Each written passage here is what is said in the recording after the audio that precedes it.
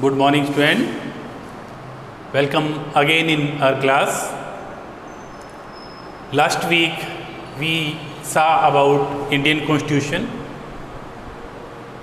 Earlier we saw what is Constitution, and after it we saw how many parts in our Constitution, how many articles in our Constitution, and how many schedules in our Constitution.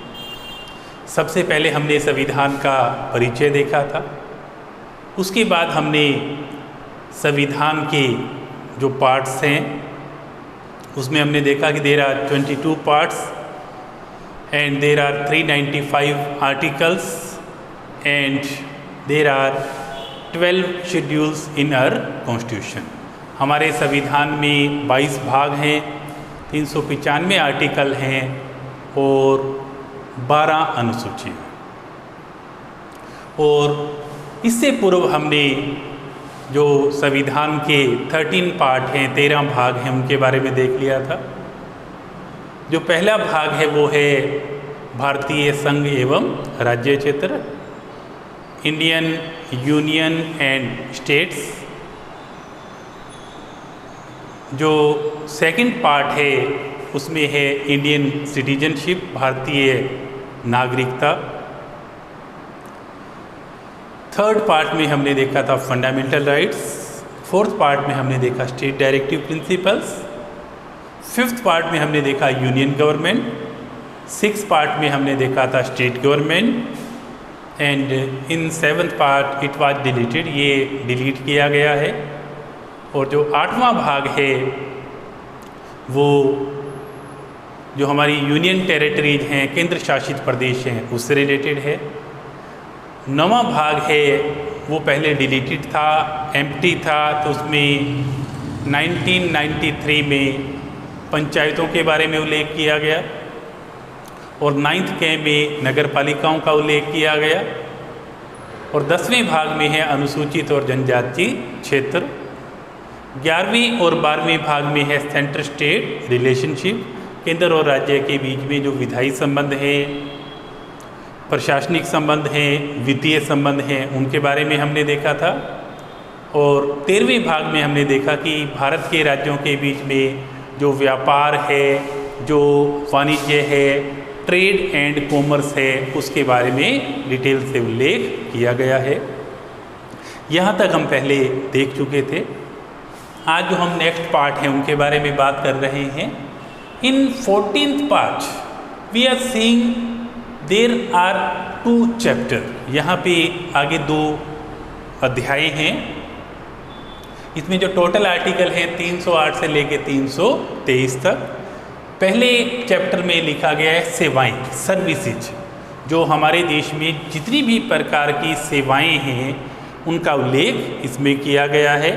जैसे आप जानते हो IAS है, IPS है, IFS है, जो विभिन्न प्रकार की सर्विसेज हैं उनका उल्लेख इसमें किया गया है। और अध्याय 2 में उल्लेख किया गया है लोक सेवा आयोग, public service commissions, public service commission.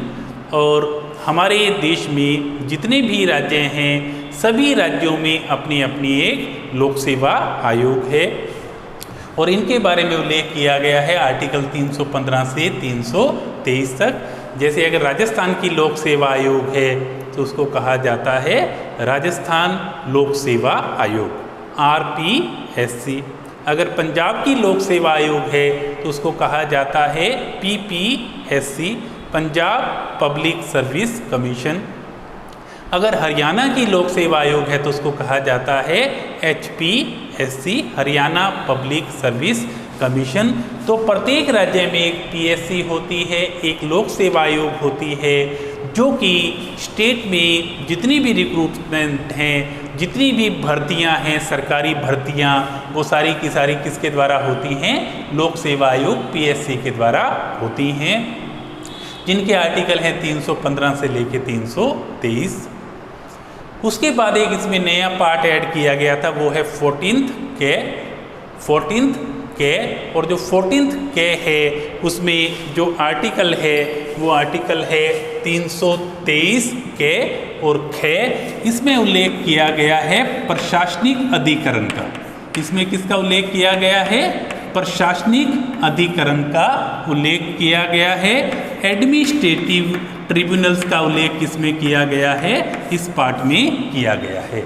और जो एडमिनिस्ट्रेटिव ट्रिब्यूनल्स हैं वो ये होती हैं कि यदि कोई व्यक्ति सरकारी सेवा में है और उसका अपने डिपार्टमेंट में कोई विवाद हो गया है, उसका अगर सरकार ने कोई ट्रांसफ़र कर दिया है, तो सबसे पहले वो अपील कहाँ पे करता है?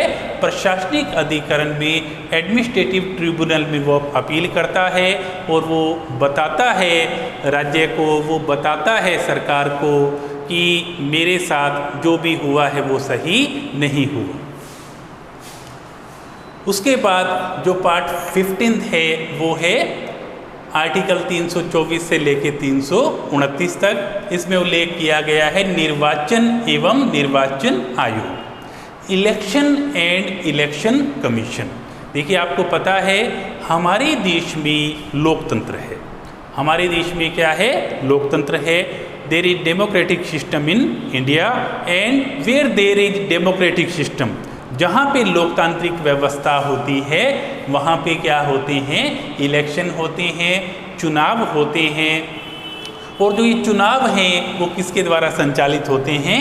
इलेक्शन कमीशन के द्वारा संचालित होते हैं, निर्वाचन आयोग के द्वारा संचालित होते हैं। देश में जितने भी चुनाव होते हैं वो डायरेक्ट हमारी सरकार के द्वारा नहीं होते, बल्कि एक संवैधानिक बॉडी बनी हुई है, और वो जो संवैधानिक बॉडी है उसको कहा जाता है इलेक्शन कमीशन। वो इलेक्शन कमीशन देश में जितने भी प्रकार के चुनाव हैं उन चुनावों को वो संपन्न करवाती है। तो पार्ट 15 में इलेक्शन एंड इलेक्शन कमीशन का उल्लेख किया गया है। और इसमें जो टोटल आर्टिकल हैं वो हैं 324 से लेके 329, आर्टिकल 324 टू 329। और इसके अंतर्गत निर्वाचन आयोग के जो कार्य हैं वो काफ़ी डिटेल में लिखे गए हैं कि देश में जो निर्वाचन आयोग है, इलेक्शन कमीशन है, वो कौन कौन से कार्य करती है और किस प्रकार से लोगों को मताधिकार प्रदान करवाती है, किस प्रकार से उसे चुनाव कंडक्ट करवाने हैं। इन सब को डिटेल में पार्ट 15 में उल्लेखित किया गया है।